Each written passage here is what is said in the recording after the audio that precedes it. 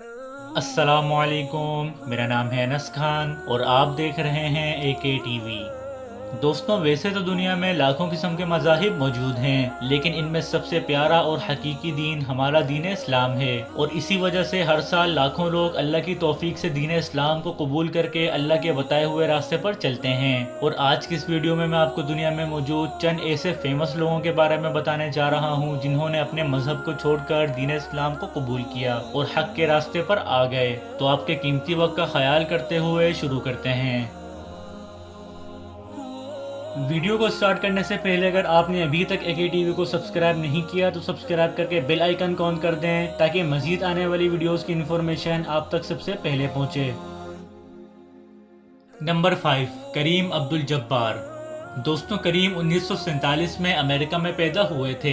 ان کا تعلق کیتھولک مذہب سے تھا، اس لیے ان کا نام لوئس الجینڈر رکھ دیا گیا۔ یہ امریکہ کے ریٹائرڈ باسکٹ بال پلیئر ہیں اور ان کو امریکہ کی تاریخ کا سب سے بہترین باسکٹ بال پلیئر مانا جاتا ہے، اور 1971 میں ہی انہوں نے اسلام قبول کر لیا تھا، جس کے بعد ان کا نام کریم عبد الجبار رکھ دیا گیا۔ اس وقت ان کی عمر 24 سال تھی۔ اسلام قبول کرنے کے بعد انہوں نے واشنگٹن ڈی سی میں ایک گھر خرید کر اس وقت کے اسلامک لیڈر حمص عبد الخالص کو دیا تھا، جس کو حنفی مذہب سینٹر بنا دیا گیا۔ 1971 میں امریکہ میں بہت ہی کم لوگ ایسے تھے جو اسلام کے بارے میں جانتے تھے، اور کریم ایک اسٹار تھے جس کی وجہ سے ان کو کافی پریشانی کا سامنا کرنا پڑا، اور الحمدللہ آج کریم اور کریم کی پوری فیملی مسلمان ہے۔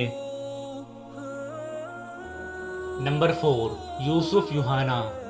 دوستوں، یوسف 27 اگست 1974 میں لاہور میں پیدا ہوئے۔ ان کا تعلق ایک عیسائی فیملی سے تھا۔ یہ پاکستان کے مشہور اور بہترین فارمر کرکٹر ہیں جو پاکستان کرکٹ کے ٹیسٹ اور او ڈی آئی کے کیپٹن بھی رہ چکے ہیں۔ انہوں نے 2005 میں تبلیغی جماعت کی مدد سے اسلام قبول کیا تھا، جس میں ان کے ٹیم میٹ سعید انور نے ان کا کافی ساتھ دیا، اور 2005 میں ہی انہوں نے اپنے مسلمان ہونے کا اعلان بھی کر دیا اور اپنا نام یوسف رکھ لیا۔ اسی کے ساتھ ان کی وائف تانیہ نے بھی اسلام قبول کر لیا تھا اور ان کا نام فاطمہ رکھ دیا گیا۔ اور بی بی سی کو انٹرویو دینے کے دوران انہوں نے کہا کہ اسلام قبول کرنے کے بعد جو میری فیلنگز ہیں ان کو میں لفظوں میں بیان نہیں کر سکتا۔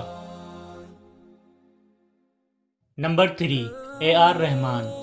دوستوں، اے آر رحمان کے بارے میں تو آپ سبھی جانتے ہوں گے۔ یہ 6 جنوری 1967 میں چنئی میں پیدا ہوئے۔ ان کا تعلق ہندو مذہب سے تھا، اس لیے ان کا نام دلیپ کمار رکھ دیا گیا۔ یہ انڈیا کے بہت بڑے میوزک ڈائریکٹر، کمپوزر، پروڈیوسر اور سنگر ہیں۔ جب یہ 9 سال کے تھے تو ان کے والد کی ڈیتھ ہو گئی تھی، جس وجہ سے ان کی والدہ مینٹلی طور پہ کافی ڈسٹرب ہو گئی تھیں، اور انہوں نے کافی پریشانی کے بعد مسجد کا رخ کیا، جس کے بعد ایک صاحب نے انہیں اسلام کی دعوت دی اور یہ مسلمان ہو گئے، اور پھر ان کا نام اللہ رکھا رحمان رکھ دیا گیا۔ اور اسلام قبول کرنے کے بعد انہیں کافی سکون ملا تھا، اور یہ آج بھی اسلام کے دامن میں ہیں۔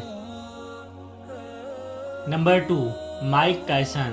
دوستوں، مائک ٹائسن 30 جون 1976 میں امریکہ میں پیدا ہوئے اور یہ امریکہ کے ایک پروفیشنل باکسر ہیں۔ 12 سال کی عمر سے ہی یہ کرمنل ایکٹیویٹیز میں ملوث ہو گئے تھے، اور پھر ان کو ایک جرم کی وجہ سے 10 سال کی سزا سنا دی گئی۔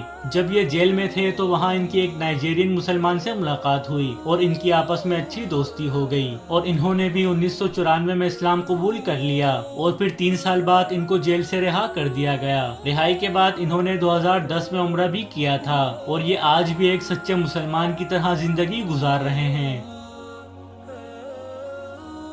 Number 1، Michael Jackson.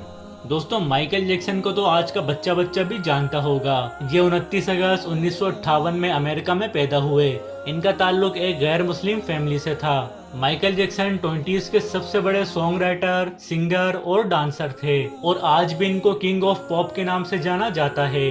Michael Jackson کے بھائی جیمین جیکسن نے 1979 میں اسلام قبول کر لیا تھا، اور وٹنسز کے مطابق مائیکل جیکسن نے بھی لاس اینجلس میں ایک فرینڈ کے گھر پر 2 لوگوں کی موجودگی میں اسلام قبول کیا تھا، جس کے بعد ان کا نام میکائل رکھ دیا گیا، لیکن بدقسمتی سے 25 جون 2009 میں ان کو قتل کر دیا گیا، جس کی وجہ پروفول نامی ایک ڈرگ کا انجیکشن تھا جو ایک ڈاکٹر ان کو پچھلے 2 مہینوں سے لگاتار لگا رہا تھا۔ تو دوستوں، آج کی یہ ویڈیو آپ کو کیسی لگی مجھے کمنٹ باکس میں ضرور بتائیں، اور ویڈیو کو لائک، شیئر اور چینل کو سبسکرائب کرنا مت بھولیے گا۔ آج کے لیے اتنا ہی، ملتے ہیں نیکسٹ ویڈیو میں، تب تک کے لیے اپنا بہت سارا خیال رکھیں۔ خدا حافظ۔